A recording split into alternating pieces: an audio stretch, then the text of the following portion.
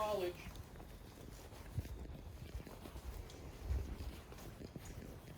I was at Fordham University, a Catholic college, and all across the campus there were little chapels in the different buildings where we had our classes.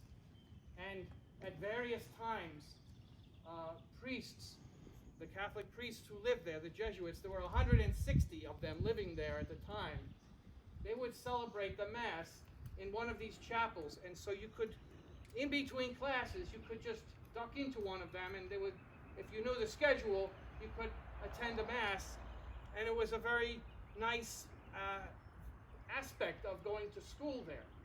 And one of these priests, I never got his name, but I saw him over and over again over the 4 years that I was there, and he had a very unique, I don't know what to call it, a problem or a situation, but what happened was that when he would offer the Mass, when he got to the Eucharistic canon, he would begin to sweat profusely. I mean, the sweat was pouring out of him. It was dripping off of his nose and his chin and his ears, and it was really quite a spectacle in a sense. And I never knew that I have any way of experiencing what that man was going through. But now I feel a little bit like I understand what it's like to celebrate under these conditions, which are, on the one hand, they are very beautiful, and at the same time, they are challenging us. They are pushing us and tugging at us and asking for us to give more of ourselves or to give in different ways. I think about going back to work, riding on the Long Island Railroad in a car with all of those passengers, or going in an elevator up the many stories to the office, and how you can't really get away from anyone, how you are sandwiched against people in the subway. And I really don't know if that's something that I want to do, or how I'll be able to do it. And I'm sure that all of you are feeling similar things, wondering, worrying about what is to come and how things have changed for us. And it seems that they've changed in significant ways.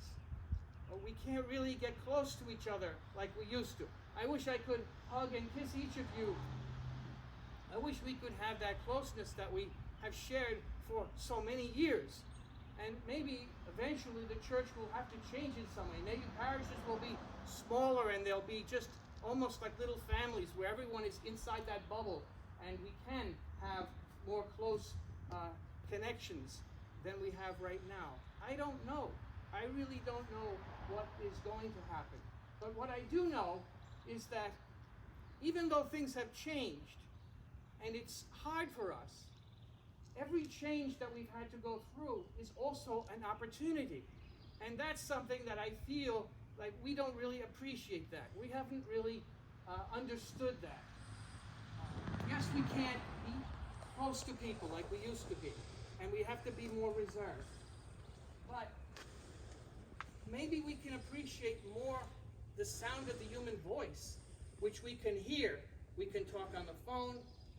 We can listen to people. Maybe this is an opportunity to really start listening to other people instead of just seeing them and just ignoring them or not taking them seriously, which is a big problem that we have.